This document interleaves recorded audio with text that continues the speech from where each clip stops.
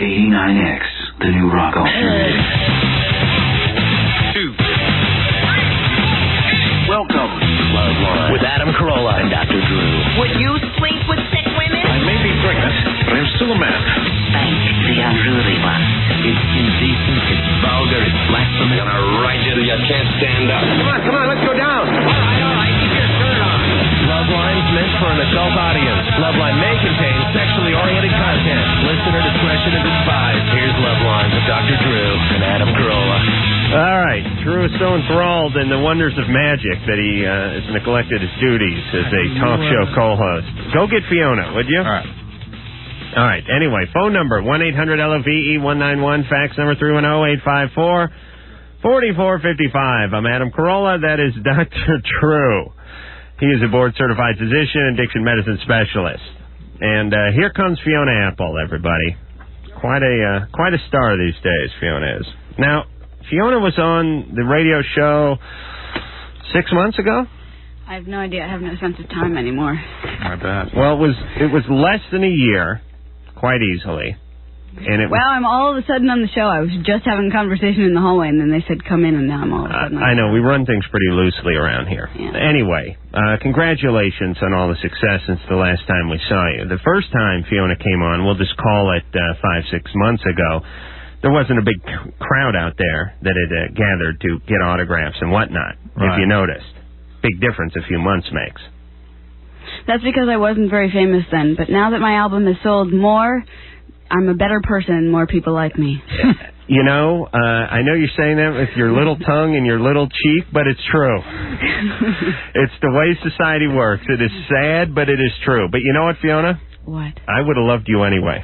If you didn't sell one CD. You hate me. What do you mean? What are you talking about? Okay. What do you mean I hate you? You hate me. Why do you say that? I know that you hate me. Oh, please, I do not. I can see it. Drew loves you. I know Drew loves me. I love Drew. I'm mildly infatuated with you, but certainly do not come close to hate. I know you're saying that in jest. You don't really think I hate you, do you? Keep at him. Keep going. Yeah, no, this is good. Why? Yeah, I do. Why? Why would I hate you? I don't know. You just do. You know, we were all... Because what? Why would you hate me? What would your indicators be?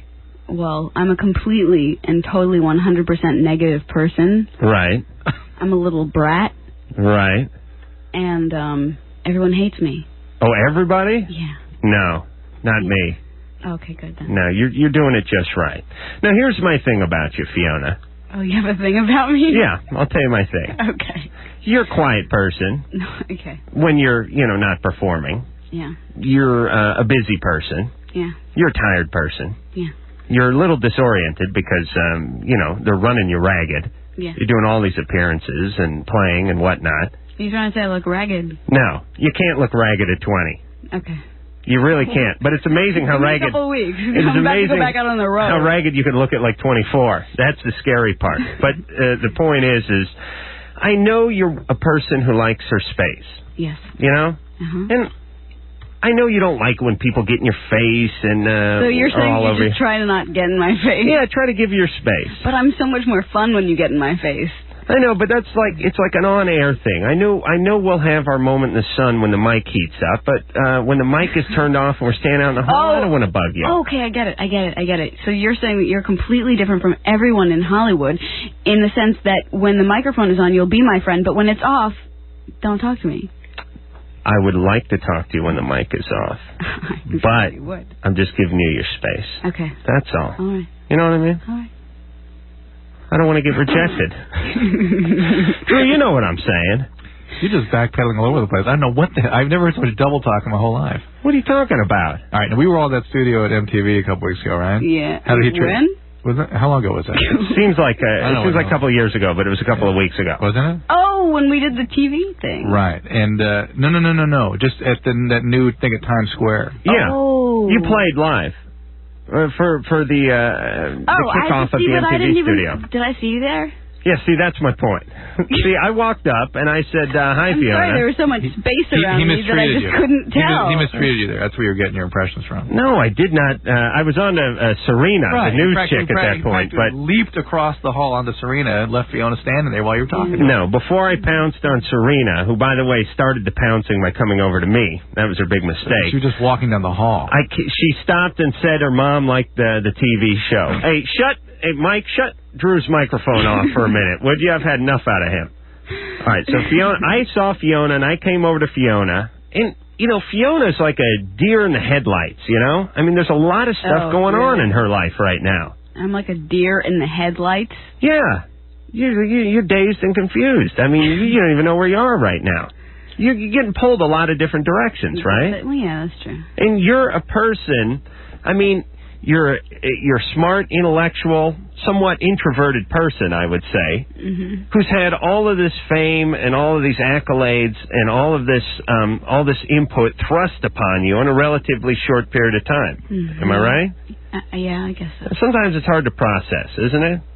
I don't think it's hard to process, and therefore I don't process it, I think. Right. So you just stand there with a sort of glazed look, and meanwhile, record reps and agents and managers and publicists and a-holes like myself all come by, and they all want to congratulate you, and they all want you to come do something for them. I see. You're being a little bit, like, coolly standoffish. Right. I see. Right. You got my attention because you didn't give me attention. That's right. I fell victim to the classic hard-to-get game. This is how I work all my relationships, too, by the way. I try to ignore whoever I'm with. We don't really need to take anyone's calls, actually. We can just work on our own little Loveline problems here, right now, because... It is more important than any caller tonight. I totally agree with you on that. But I came up to you at the MTV thing a couple of weeks ago. I shook your hand. I said, that was a very nice performance. You did a beautiful acoustic piano thing. And I said, Drew's mic's still off, by the way, so don't try to talk to him. And I said, hey, it'd be great if you could come on the show whenever you like. I left the open invitation. I didn't know you'd be on this quickly. But we are glad to have you. We consider you a friend of the show. And Drew... I'm a friend of the show? A friend of ours. We are the show. Okay. All right, please, don't make everything I say sound so petty and condescending. You're a friend. We consider you a friend. Do you consider us a friend? Yes. Oh, thank you. Thank you for saying that. Okay. And Drew really digs you. And that may not mean much to you, but you know why Drew hates everybody. No, but do you know why, though? There's a very logical explanation. Because I was raised by therapists.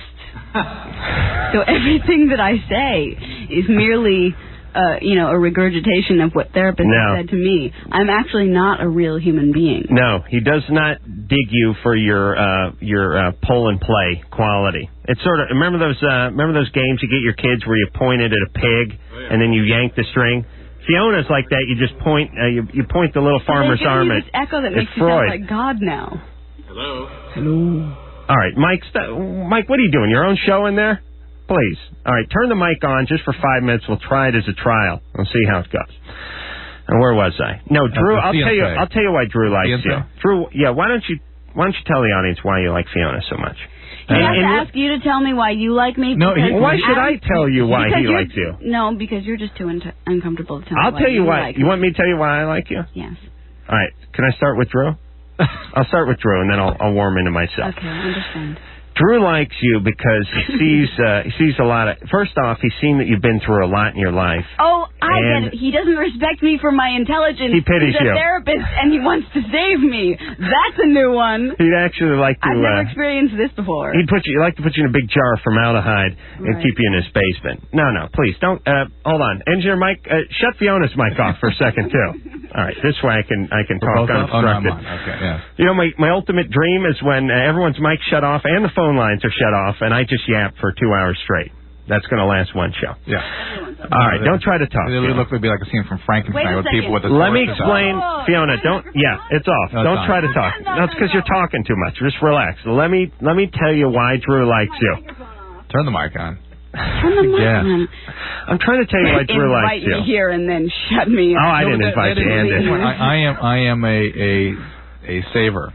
That's my instinct, to save people. Right. It's not a healthy instinct necessarily. But it's funner to save talented, good-looking people. I mean, that's an element. Maybe what you're picking up on. It's no fun saying. Also, she was very nice to my daughter. Yes. Which had huge, it goes very...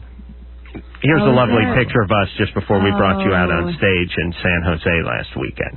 Oh, look. All right, so Drew is a bit, he won't admit it, but I think he's a little bit enamored with Fiona. A little bit? I mean, you know, if you're a few years younger and the wife wasn't around and so on and so forth. Younger. A few, yeah, you know, 10 years. But it's bizarre to even think that way when you're, I'm twice her age. You can't even, it's not even make sense.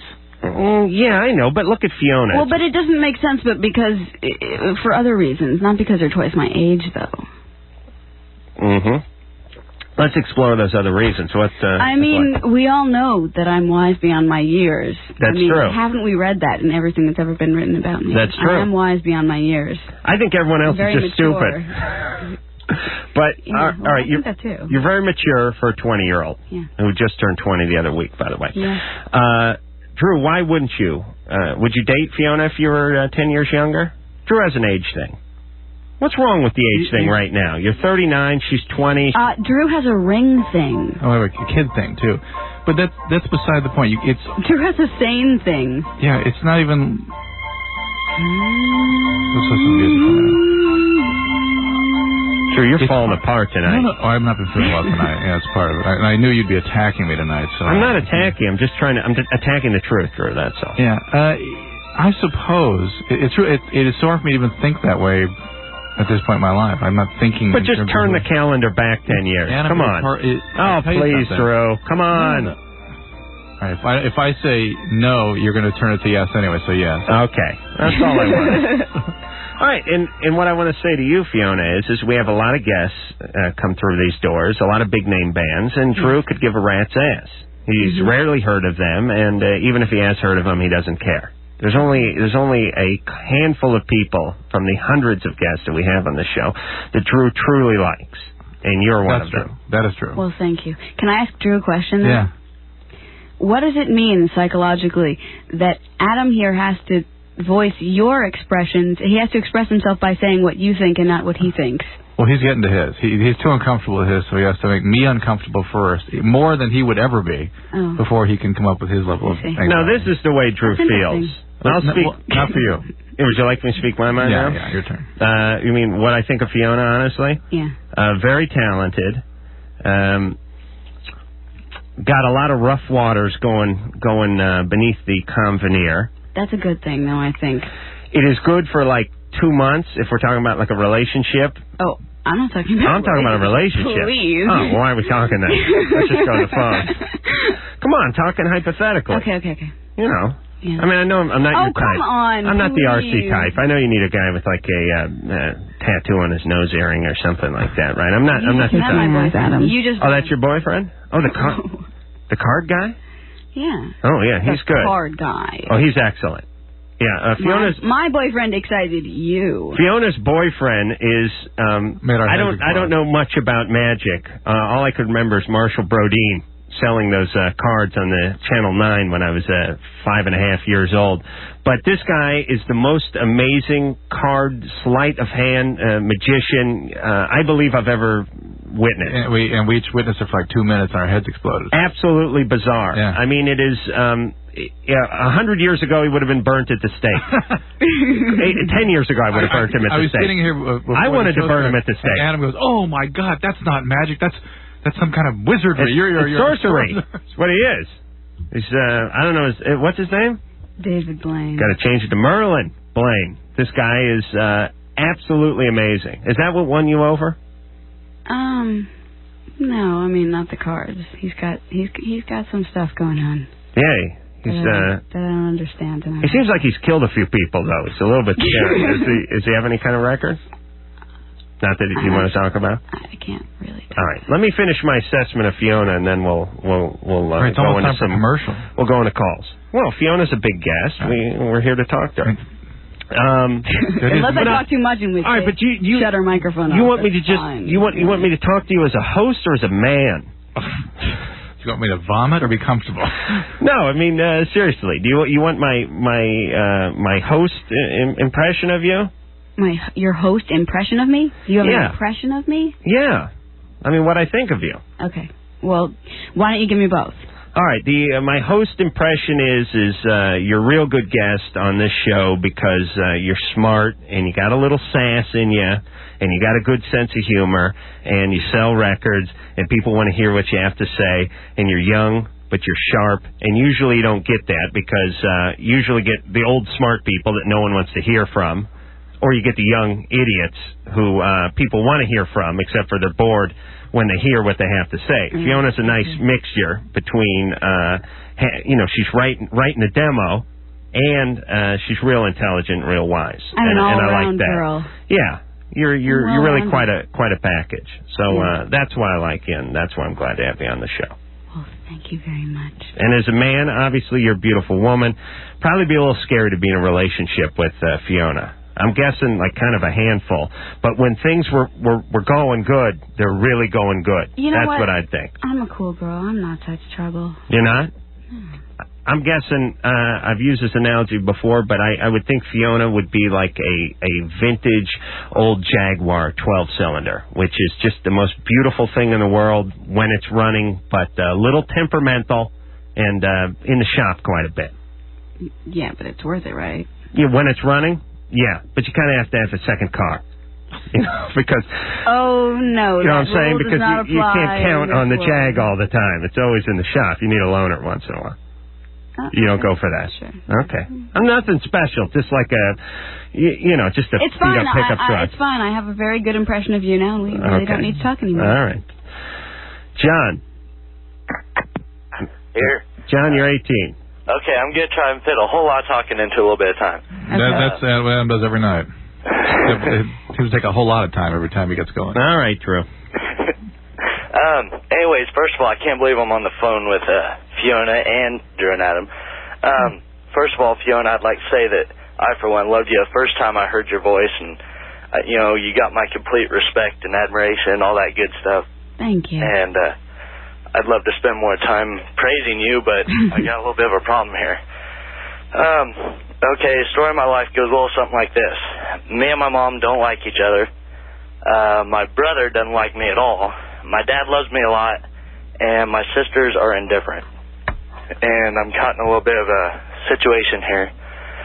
I need to move back to the town where my parents live, but I don't know anybody up there, and I don't got any money, and my mom won't let me move in, and my brother's in jail, and, he beat me up. My dad, he wants to leave my mom, but he doesn't have the cojones, and sort of wondering what I can do here is sort of,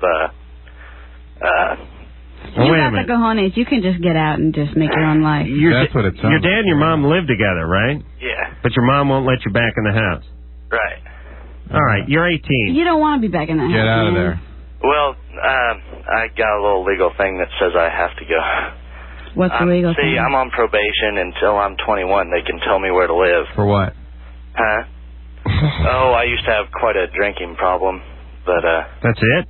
Huh? Well... Would you get a bunch of 502s or something? Well, I'd get real drunk and I'd go out and I'd do weird... Kill.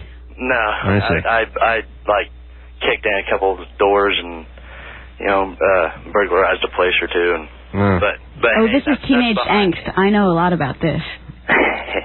Yeah, we sort of had the same upbringing. I mean, I didn't have anything quite as vicious as, what I hear about you, but, I grew up with counselors running me and everything, so... Well, is there any way of living with your mom and being able to, kind of avoid her? Not really, because she doesn't have a job. She doesn't do anything but spend my dad's... Why are they telling you to live with her? That's bizarre. Because they're stupid. All right, but John, here's the situation.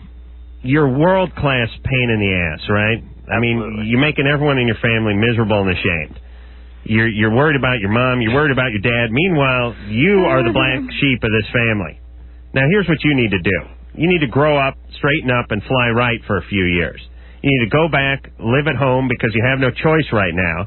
You need to kiss your mom's ass because it's her house and because it's your mom and because you screwed up so much you don't have any alternative at this point. And you need to just go out and get involved with stuff and don't ruffle your mom's feathers. See if you can enlist your dad to help you a little bit with your mom. But I'm guessing that your attitude is so effed up, John, that the second you walk in there, you start laying it all over the house like you're wallpapering the place, and she's tired of you. I'd love to hear her side of the story.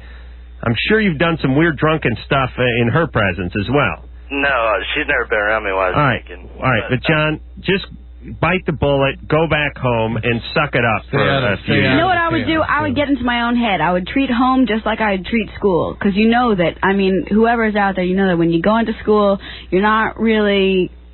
You know that what's going on is a little bit of BS, Right. And so you kind of get into your own mind, and you got things going on, and, you're developing your own personality and your own, thoughts about things. Do that at home, too. Well, we're living in we're living in a society now where people are, they don't want to take any crap from their boss. They don't want to take any crap from their parents. Yeah, sure, I got loaded a few times and kicked in a few doors. My mom's riding me, and that's BS, man. It's like, hey, screw you. Here's the message I'm trying to give everyone in life. Until you can pull your own weight, you can't tell anyone to F off. Yeah, but you know what? You know what kind of really pisses me off is the fact that, like, my whole generation, I feel, has this whole pressure on us to save the world from everything that the generations before us have done to screw it all up, and we're not allowed to be kids. So, like, this guy's 18 years old, and he's being, like, punished for having drank. But I mean, you drank. But he got out of control. That's his deal. Okay, so I'm not saying that he shouldn't be punished, but I'm just saying that, like, you're saying, don't ruffle her feathers. You're just assuming that since he's the 18-year-old, he's the one that's kind of, in the wrong, and that his mom, is I'm sure the one that needs to be... I'm sure his mom is a piece of work. I'm sure his dad's a piece of work. I'm sure his entire family's a piece of work. I'm just saying, when you have no alternative, like when I got tossed out of the house when I was 19 and I went to work during construction, I had a Vietnam vet foreman who was hopped up on painkillers, used to like cuss at me, and he'd say, go to the truck and get the level out of my truck, and I'd start going for a truck, and he'd start yelling, run to the truck, and I would run. You know why? Because I had no choice, and I didn't sue him, and I didn't get in his face. I just hauled my little hairy ass out to the truck, and I ran back with the level. And you know what? I said to myself, I will run to his truck so many times, and then one day I will get myself out of this crap, and I will be yelling at people to run to my truck. And now I sit up in my house and yell at people to run to my truck. Get in your own head and absorb it all, but don't pay any attention to it. Like, absorb it all and let it fuel you for the rest of your life. Like, you were pissed off at that man that was telling you to run for the truck, but now look what you're doing, and it's probably partly because of the subconscious angst that you have, You just got to kind of, push on. That's what I'm saying to him, too. He's just got to bite the bullet for a few years and then make his own way. All right, we got to go to break. We took half a call that break. When we come back, and Fiona, I'm going to give you the break to think about it. We've described what we love about you. You can talk about what you like about Drew and possibly even myself. Okay. That sounds fair. Loveline will be right back. Oh, no. Loveline will be right back. No. Loveline will be right back. Loveline will be right back on the New Rock Alternative, 89X.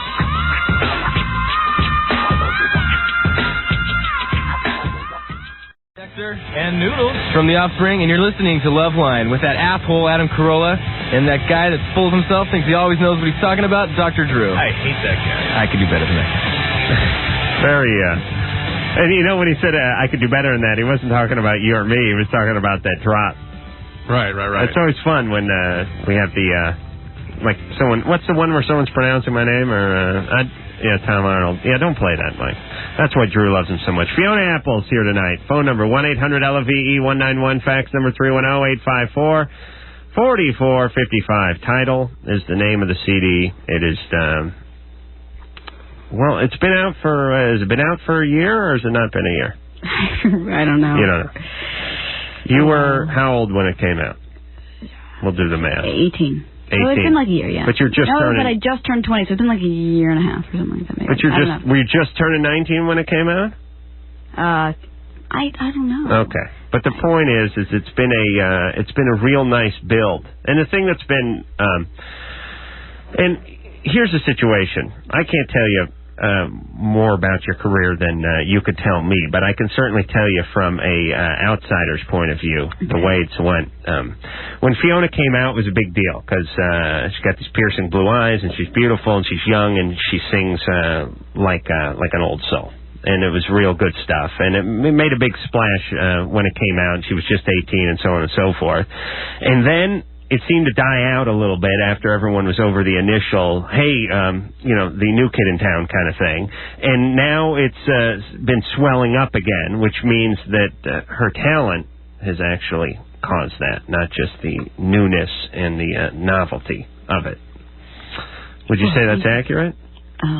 I know it doesn't feel like it's you because you just feel like you've been touring for the last year and a half straight. But to me, it seems like it came out with a bang. I'll believe you. I really have no idea. But it just seems like, Drew, wouldn't you say you've been hearing more about Fiona and seeing more about Fiona and all that kind of stuff and the MTV new artists and all that business like in the last 3 or 4 months? Yes. All right. I didn't see the speech. I was not there. I was there, but I was not in the room at the time. You know what we should do? We should get in callers that hate me because of my speech. I should fight with people on the air. That'd be fun. Well, I didn't hear it. I was doing blow with Rick James in the bathroom during that part, but I heard that you just came out there and you're just kind of pissed off about life. I don't know. I wasn't. You know what? What was it? I'm sorry, but I completely stand behind everything that I said and whatever. I do too. You know what's really funny? I did the Howard Stern show a while back, and this guy from the press called, and it was funny to me, but in that sad kind of way, because he called up and said, "Oh wow, the press room was all laughing at you," like I was going to break or something and start crying or something, or be very upset that the press room was laughing at me. But that's exactly what my whole thing was about. Don't care about what other people think about you.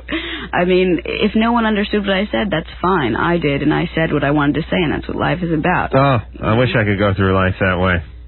You don't have quiet moments when you question yourself and think, I shouldn't have said that, or I should have said this, or anything like that. No, I'm not with the regret thing. Oh, that's good. It'll set it.